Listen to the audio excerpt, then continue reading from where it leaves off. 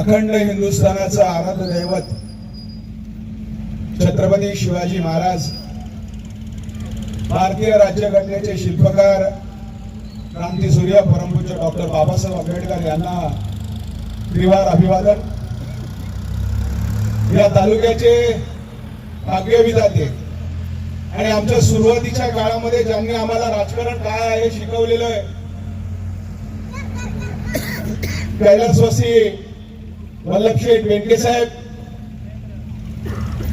ज्यांच्यामुळे मी मुंबई सारख्या शहरामध्ये एक सर्वसामान्य घरातला मुलगा आज इथपर्यंत पोहोचला।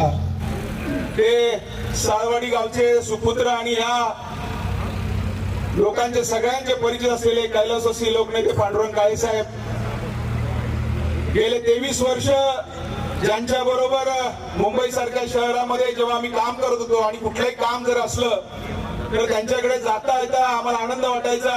ते महाराष्ट्र राज्याचे उपमुख्यमंत्री कैलासवासी आदिदादा पवार यांनाही अभिवादन। आज खर तर एवढा आनंद होतोय की ज्यांच्यामुळे आम्हाला राजकारण कळलं, त्याच व्यक्तीच्या मुलासमोर ज्यांनी ह्या तालुक्याचं अतिशय चांगलं नेतृत्व केलं, ते सन्माननीय आमदार अतुलशेठ बेनके साहेबांच्या समोर आज बोलायला मिळतंय। या व्यासपीठावरती उपस्थित असलेले आमचे परममित्र राष्ट्रवादी काँग्रेस पक्षाचे सन्माननीय तालुकाध्यक्ष विकासजी दरेकर आणि ज्यांच्यासाठी आपण आलेलो आहोत ते बोरुई बुद्रुक थोडं या गटाच्या ज्यांचं नवनिर्वाचित म्हणून जिल्हा परिषद सदस्य झाल्या त्या सौ कल्पनाताई वैभव शेठ काळे, पंचायत समितीच्या गणामधून विजयी झालेले सन्माननीय थोरातजी, ज्यांचा थोडक्यातच विजय गेला त्या सन्माननीय बडेताई, आणि सुरुवातीला 27 वर्षापूर्वी जेव्हा मी सुरुवात केली तेव्हा ते आमच्या लहान होते, पण आज वडिलांचा वारसा ज्या जोमाने करतायत ते सन्माननीय वैभव शेठ काळे, दुसरे विपुल शेठ काळे, आणि ज्यांच्यासाठी आम्ही निवडणूक लढलो त्या श्रीमती सुजाताताई काळे। आज पहिल्यांदा ह्या बोरी बुद्रुक खोडद यांच्या सगळ्यांचं मी मनापासून अभिनंदन करतो की ज्या पद्धतीने तुम्ही जो विश्वास कल्पनाताईंच्या वरती दाखवलेला आहे तो विश्वास नक्कीच ते सार्थ करतील। सुरुवातीला मी जरा माझी थोडीशी ओळख सांगतो। मी या जुन्नर तालुक्यातलाच, पण आर्वी गाव हे माझं गाव आहे आणि मुंबई सारख्या भांडूप शहरामध्ये 1999 सालापासून राष्ट्रवादी काँग्रेस पक्षाचं मी काम करत होतो।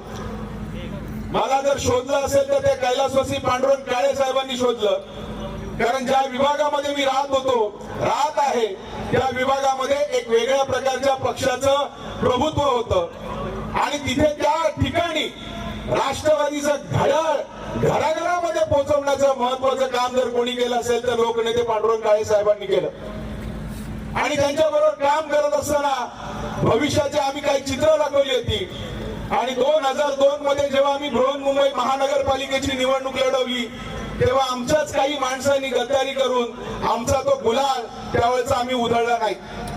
पण कुठे ना कुठेतरी चांगलं असतं अतुल शेठ, नियती आम्हाला साथ देते। आज तोच गुलाल त्यांच्या सुनबाईच्या माध्यमातून तुम्ही सगळ्यांनी उधळला म्हणून तुमच्यासाठी मी अभिनंदन करतो।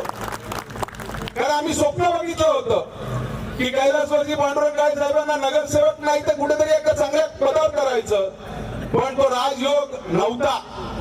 पण तो राजयोग आज वैभव शेठ काळे आणि विपुल शेठ काळेंच्या माध्यमातून आज कल्पनाताईंच्या पायगुणाने आलेला आहे आणि त्याला सर्वस्वी जर कोणी केलं असेल नेतृत्व तर ते म्हणजे आदरणीय आमदार अतुल शेठ यांनी केलेलं आहे। कारण उमेदवाराची निवड सुद्धा फार महत्वाची आहे। त्या दिवशी 2 दिवसापूर्वी आदरणीय आमदार साहेबांच्या बंगल्यावरती जे आमदार साहेबांनी जे भाषण केलेलं आहे ते खरंच भविष्याची नांदी आहे। आणि मी इथे उपस्थित असलेल्या सगळ्यांना विनंती करणार आहे की आदरणीय अतुल शेठचा उल्लेख करत असताना माझी आमदार अजिबात करू नका, कारण आजही माझ्या दृष्टिकोनातून आमदार म्हणजे जर कोण असेल तर ते म्हणजे अतुल शेठच आहे। कारण हा वल्लभ शेठचा वारसा आहे। वल्लभ शेठ सरांची काम करण्याची जी पद्धत आहे तीच पद्धत आदरणीय आमदार साहेबांनी केलेली आहे. आणि आमदार साहेब, तुम्ही त्या दिवशी बोललात अतिशय सुंदररित्या आमच्यासारख्या कार्यकर्त्यांना फार महत्वाचं मार्गदर्शन आहे. आज मी मुंबई सारख्या शहरामध्ये शरदचंद्रजी पवार पक्षाच्या गटाच्या विक्रोळी तालुक्याचं काम करतोय. पण आदरणीय दादा गेले आणि काही स्वप्न आमची थोडीशी गेली. पण मला एवढा आनंद वाटतोय की अतुल शेठच्या माध्यमातून तो विश्वास जो अजितदादांच्या माध्यमातून होता, तोच विश्वास मला आता या अतुल शेठच्या माध्यमातून दिसतोय. आणि ते नेतृत्व हे भविष्याला नेणार आहे आणि त्याला साथ आमच्या ह्या कल्पनाताई नक्कीच करतील. पण मगाशी गाडगे साहेबांनी सांगितलं की वैभव शेठने काय केलंय. हे वैभव शेठने तर केलेलंच आहे, पण त्याची ती जमीन जी कोणी नांगरली असेल तर ती म्हणजे कैलासवासी लोकनेते पांडुरंग काळे साहेबांनी केलेला आहे. कारण काळे साहेबांनी या राजकारणामध्ये कोणाकोणाचे काय काय कायदा ऐकलेले आहेत. प्रवीण दहीतुले साहेब राजकारणामध्ये ते सांगायचे, अरे असे होतं, पण लक्ष ठेव, एक ना एक दिवस ही जनता माझ्यावरती गुलाल उधळेल. मी जरी नसलो तरी माझ्या घरातला कोणी ना कोणीतरी असेल. आणि ते खरं झालेलं आहे. ते बघत असताना माझ्यासारख्या कार्यकर्त्याला फार मोठा आनंद होत आहे.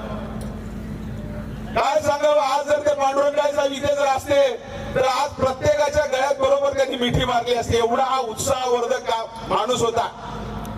आणि त्यांचं हे उत्तरदायित्व करण्यासाठी आज मी इथे आलेलो आहे. खर तर अनेक वर्षानंतर मी इथे आलो. इथे दिनकर काळेजी आहेत, उमाजी काळेजी आहेत.